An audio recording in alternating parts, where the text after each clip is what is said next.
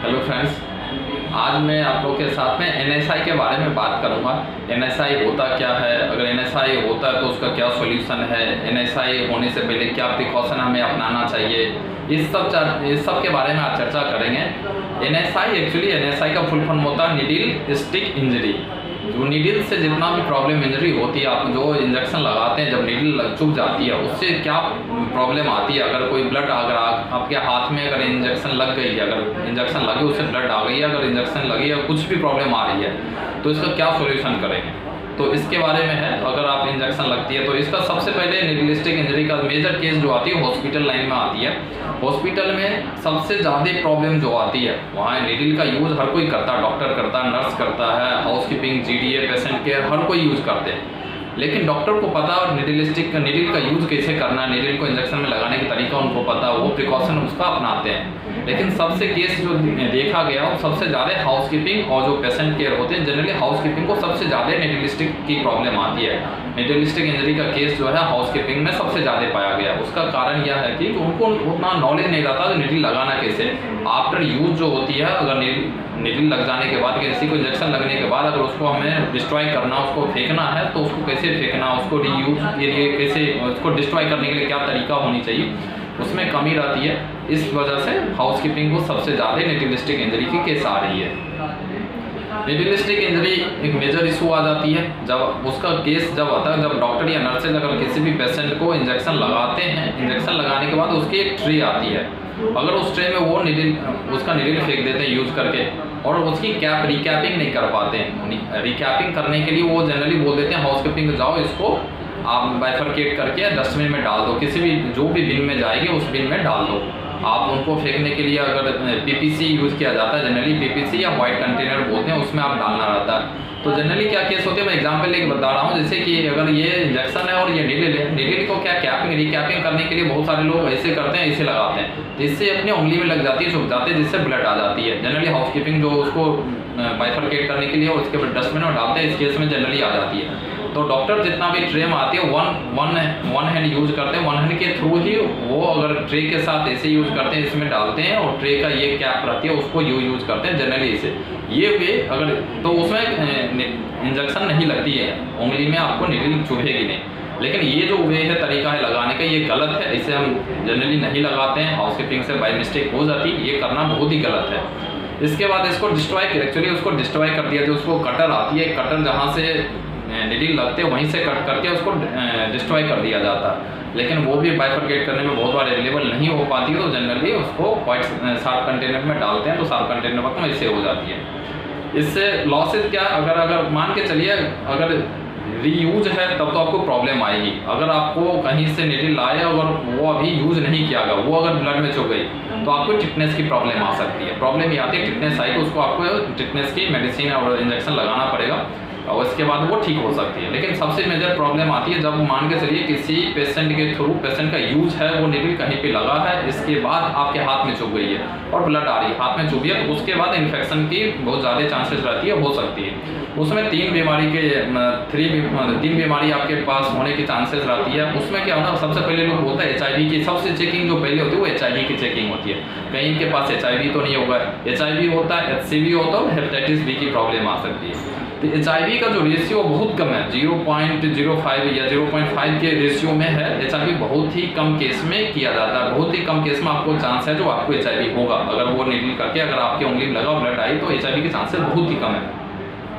Hepatitis B की problem ज़्यादा आती है, वो डिपेंड करता है तो उसके बाद उसमें क्या उस पेशेंट का पहले जांच पड़ताल फाइल निकाला जाता है कि उनको HIV तो नहीं था, अगर HIV था फिर आपकी जांच पड़ताल होगी, इसके बाद ही ये प्रॉब्लम को सॉर्ट आउट किया जाता है, मेडिसिन होती है। देखिए, अगर आप सबसे पहले नीडल स्टिक की अगर केस आती है तो आपको क्या प्रिकॉशन अपनाना, आप क्या करेंगे आगे, आपका किसको इन्फॉर्म करना। अगर नीडल चुभ जाती है उंगली में, अगर आप हाउसकीपिंग हो, आप नर्सिंग हो, आप डॉक्टर हो या आप कोई जनरल भी पर्सन हो, हॉस्पिटल में कहीं पे भी है, अगर वो रीयूज नहीं है तो आप टिटनेस का इंजेक्शन लगवाइए। अगर कहीं भी ब्लड आ रही है, अगर इंजेक्शन लगी है, अगर वो कैप नहीं है तो इंजेक्शन लगाइए। अगर वो रीयूज है किसी के थ्रू, पेशेंट के थ्रू अगर लगने के बाद आपके उंगली में लगी है तो सबसे पहले, और ब्लड आ रही है तो सबसे प्रायोरिटी पहला काम होता है जो आप सबसे टैप वाली वाटर, जो बहता हुआ पानी होती है, टैप से निकलता हुआ पानी, वहाँ जाके उंगली दीजिए। आप वहाँ पे ब्लड रोकने की कोशिश कीजिए, वहाँ पे जाके आप ये कीजिए। और वहाँ पे टैप वाली पानी से बहता हुआ पानी में आप उंगली दीजिए ताकि ब्लड रुक सके। बहुत बार यहाँ पे ब्लड रोकने के लिए बहुत लोग मिस्टेक कर जाते हैं, बहुत बार मुंह में ले लेते हैं ताकि हमारी ब्लड है तो हम बाहर नहीं निकलने देंगे, उससे हम यूज़ कर लेंगे, ब्लड हमारे शरीर में आ जाएगी। वो शरीर में नहीं जाती, वो इन्फेक्शन बैक्टीरिया इस पर जम जाती है, उस बैक्टीरिया से आपको और भी ज़्यादा प्रॉब्लम आ जाए। तो बैक्टीरिया आपके मुंह में जाती है, वो ब्लड कभी भी अंदर में आपकी शरीर में नहीं जाती है, वो बाईपास हो जाती है। लोग को समझ में आता है वो ब्लड हम पी लिए तो ब्लड अंदर हमारे शरीर में आ जाएगा, वो कभी नहीं होगा, बल्कि उससे ज़्यादा आप बीमारी अपने अंदर ले रहे हैं, टेक कर रहे हैं। वो बैक्टीरिया ऊपर में जम जाती है, आप कितना भी उसको। दूसरी बात, आप प्रेस करके, बहुत लोग बोलते हैं इसको ब्लड आ गई तो इसके अंदर में इन्फेक्शन फैल गया होगा, तो उसको प्रेस करके उंगली को दबा दबा के निकाल दे ब्लड, ये भी गलत तरीका। अगर आप ब्लड निकालेंगे तो क्या होता है, ऊपर के एरिया में जितना भी बैक्टीरिया होगा वो ब्लड तो ऊपर निकला, फिर वो जब प्रेस होके अंदर जाती है तो वो बैक्टीरिया अंदर जाती है। तो आप ये तो गलती मिस्टेक कभी ना करें जो आप सबसे पहले मुंह में ले ले इस चीज़ का, या कहीं से कुछ कर ले, या अपने कपड़ा में पोंछ ले, ये सब गलत नहीं है। और दूसरी बात, प्रेस करके ब्लड को ना निकाले, सीधा अगर ब्लड लगा सीधा टैप बहता हुआ पानी जाइए, टैप है, नल में जाइए, वहाँ पे नल में हाथ धो लीजिए। अगर नल नहीं है तो मग वो जो भी है उससे बहता हुआ पानी डालिए इसके ऊपर में, जब तक धीरे धीरे पानी डालिए जब तक वो ब्लड बंद ना हो।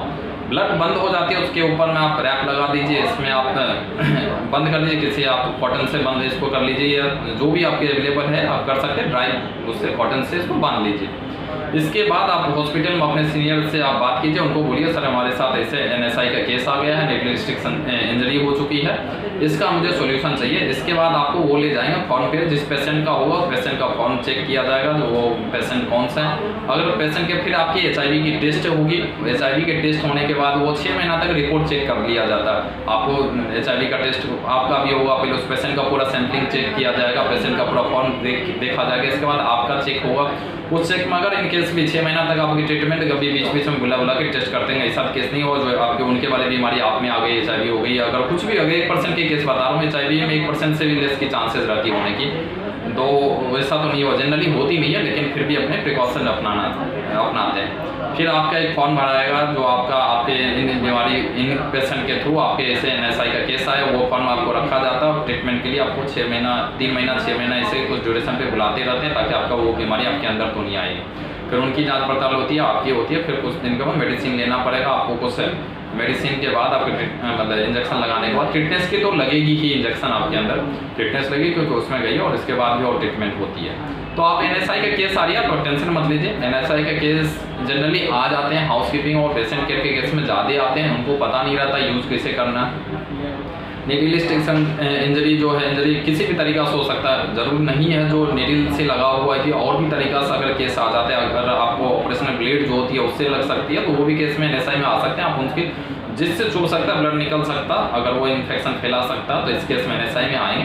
तो NSI के लिए आप अपने सीनियर को जरूर रिपोर्ट कीजिए, उस पर वो अपने डॉक्टर से कंसल्ट करवाएंगे। और इसको इग्नोर मत कीजिए, अगर केस आती है ब्लड थोड़ा भी लगा, इंजेक्शन लगा, आपको पता नहीं अगर वो नीडल कौन यूज़ किया था कौन नहीं यूज़ किया था, आप निश्चित रूप से अपने सीनियर को बताइए सर NSI के केस हमारे साथ हुए हैं, इसको जाँच पड़ताल किया जाए। अगर नहीं करेंगे तो इन फ्यूचर में आपको दिक्कत आई। अगर शुरुआत में अगर आप इसकी जांच पड़ताल करा लिया तो आप निश्चिंत होकर काम कर सकते हो और अच्छे हो सकते हैं। वैसे इसमें कोई डरने की बात नहीं, जांच पड़ताल होने के बाद ओके हो जाती है। तो NSI का मेजर प्रॉब्लम यही आती है, हॉस्पिटल में आती है, या घर में भी अगर आप घर में कोई इन्फेक्शन हो रही है, ज़रूरत नहीं है कि वो हॉस्पिटल में ही होगा। इंजेक्शन का और नीडल कहीं भी चुभ सकता है, घर में भी चुभ सकता है। हो सकता है आपके घर में कोई ऐसे घर में है जिनको मेडिसिन लग रही है, इंजेक्शन लग रही है, अगर उनके पास एक बीमारी हो तब फिर भी आप हॉस्पिटल जाइए और पता करिए जो NSI की केस आई है हमारे पास, इनको ये इन्फेक्शन था और हमारे ब्लड आ गई है, तो मुझे टिटनेस से काम हो जाएगी, टिटनेस की इंजेक्शन लगाने से हो जाएगी, या दूसरा भी मेडिसिन लेना पड़ा। आप डॉक्टर से जरूर कंसल्ट कीजिए इसके लिए। आपकी फॉर्म होगा, आपका चेक होगा, हॉस्पिटल में काम कर रहे थे इसके लिए होगा। NSI का और भी कई सारे टर्म एंड कंडीशन बनते हैं जो कि हॉस्पिटल और डॉक्टर उसको कंसल्ट करके ओके कर देते हैं। तो आप निश्चिंत रहिए, NSI कोई बहुत बड़ी चैलेंजिंग नहीं है, बहुत बड़ी दिक्कत वाली बात नहीं है। अगर ऐसे केस आता है निश्चित रूप से रिपोर्ट कीजिए आप। Thank you.